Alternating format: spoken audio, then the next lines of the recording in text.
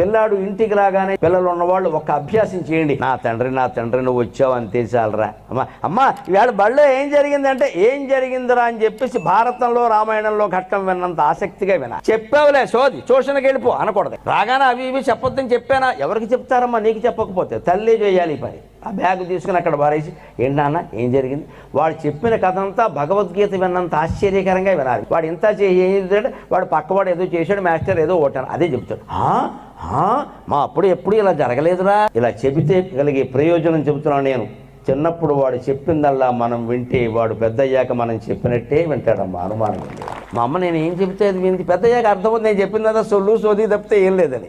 అయినా మా అమ్మ ఓపికగా ఉంది. మా నాన్నగారు పెద్ద ఆఫీసర్, ఆయన కూడా ఒళ్ళో కూర్చోపెట్టుకుని దశరథ మహారాజు రాముడు కబుర్లు విన్నట్టుగా విన్నాడు. మా నాన్న ఎంత గొప్పవాడు అని ఆయన కూడా అలాగే ఉంటాడండి. ఎందుకంత అద్భుతమైన వ్యవస్థను మనం కోల్పోతున్నాం? దీనికి రూపాయి ఖర్చు లేదే.